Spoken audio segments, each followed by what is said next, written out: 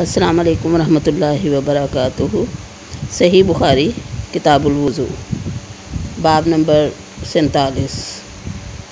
بسم اللہ الرحمن الرحیم۔ ایک مد سے وضو کرنا۔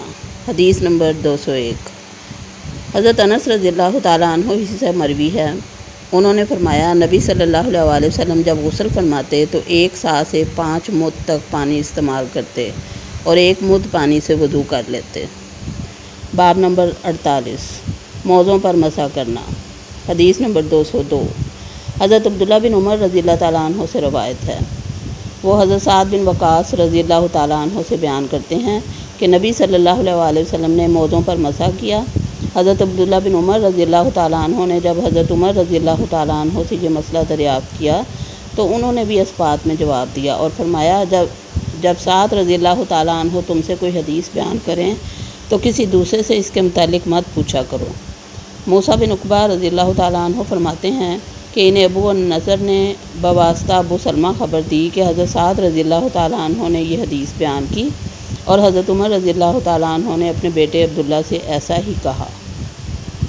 حدیث نمبر 203۔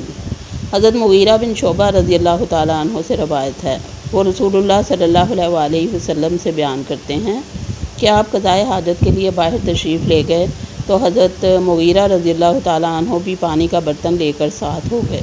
جب آپ صلی اللہ علیہ وسلم حاجت سے فارغ ہوئے تو مغیرہ رضی اللہ تعالیٰ عنہ نے آپ صلی اللہ علیہ وسلم پر پانی ڈالا اور آپ صلی اللہ علیہ وسلم نے وضو کیا، پھر آپ صلی اللہ علیہ وسلم نے اپنے موزوں پر مسح کیا۔ حدیث نمبر 204۔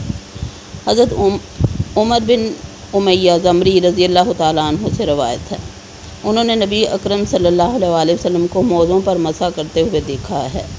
یحییٰ بن ابی کثیر سے روایت کرنے میں حضرت حرب بن شداد اور ابان بن یزید العطار نے حضرت شیبان بن عبد الرحمن کی مطابقت کی ہے۔ حدیث نمبر 205۔